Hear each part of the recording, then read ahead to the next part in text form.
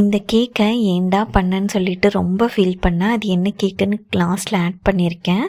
First பார்த்தீங்கன்னா normal chocolate truffle cake, second பார்த்தீங்கன்னா ஹார்ட்டின் ஷேப்பில் ஒரு கேக் கேட்டிருந்தாங்க, தேர்டு வந்துட்டு ஒரு birthday cake rose and design வச்சுட்டு பண்ணியிருந்தேன். ஃபோர்த்து பார்த்தீங்கன்னா ஜேசிபி தீமில் ஜேசிபி மாதிரியே கேக் வேணும்னு கேட்டிருந்தாங்க. உங்களுக்கே தெரியும், யூஸ்வலாக நான் ஃபாண்டன் கேக்ஸ் அக்செப்ட் பண்ண மாட்டேன். பட் என்னன்னு தெரில, இதை ட்ரை பண்ணி பார்க்கணுன்னு சொல்லிட்டு ரொம்ப ஆசையாக இருந்துச்சு. சரிங்க நான் பண்ணுறேன்னு சொல்லிட்டேன். பட் இதை பண்ணி முடிக்கிறதுக்குள்ளே எனக்கே போதும்னு ஆயிடுச்சு. ஃபினிஷிங்கும் அவ்வளோ நீட்டாக வரவே இல்லை. எனக்கு பர்சனலாக வந்துட்டு இதோட அவுட்புட் பிடிச்சிருந்துச்சான்னு கேட்டிங்கன்னா பிடிக்கலை. பட் நான் ஸ்டேட்டஸ் வச்சதை பார்த்துட்டு நம்மளோட கஸ்டமர்ஸ் நிறையா பேர் எனக்கும் இதே மாதிரி பண்ணி கொடுக்க முடியுமான்னு கேட்டாங்க. ஃப்யூச்சரில் பண்ணுவேனான்னு தெரியல, பட் கேட்டிருக்காங்க. உங்களுக்கு இந்த ஜேசிபி கேக் பிடிச்சிருக்கான்னு சொல்லிட்டு சொல்லுங்கள். எனக்கு சுத்தமாக அதோட ஃபினிஷிங் பிடிக்கவே இல்லை.